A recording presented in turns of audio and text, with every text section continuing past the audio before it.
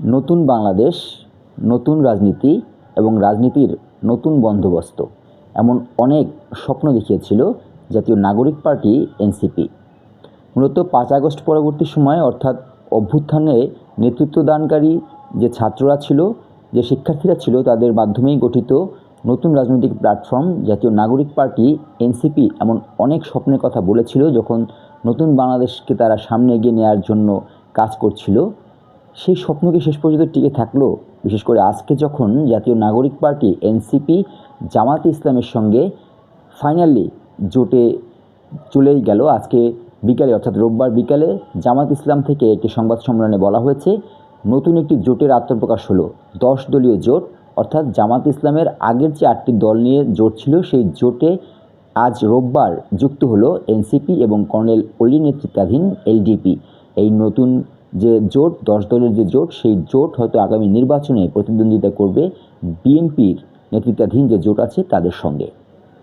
কথা হচ্ছে, এনসিপি যে স্বপ্ন দেখিয়েছিল এই জাতিকে, যে নতুন বাংলাদেশের কথা বলেছিল, নতুন বন্দোবস্ত, অনেক কিছু কথা বলে তারা একটি নতুন রাজনৈতিক প্ল্যাটফর্ম সামনে নিয়ে এসেছিল। সেই প্ল্যাটফর্মকে শেষ পর্যন্ত নতুনত্ব, নতুন কিছু বৈষম্যহীনতা কিংবা রাজনীতির গুণগত পরিবর্তন, একেবারে আমূল পাল্টে ফেলা, এমন অনেক কথার ফুলঝুরি ছোটানো নাগরিক পার্টি এনসিপি কি শেষ পর্যন্ত তাদের সেই ফুলঝুরি ছোটানো কথাগুলোর বাস্তবায়ন করতে পারলো? নাকি তারাও আবার যে পুরনো রাজনীতির ধারাকে নিজেদের মতো করে নিয়ে নিল? এর পিছনে কারণ কি হতে পারে? এই নির্বাচনের ঠিক আগ মুহূর্তের এই যে জোট, এই জোটে কি কোনো আদর্শিক বিষয় আছে? আদর্শিক কোনো বিষয় কি আছে?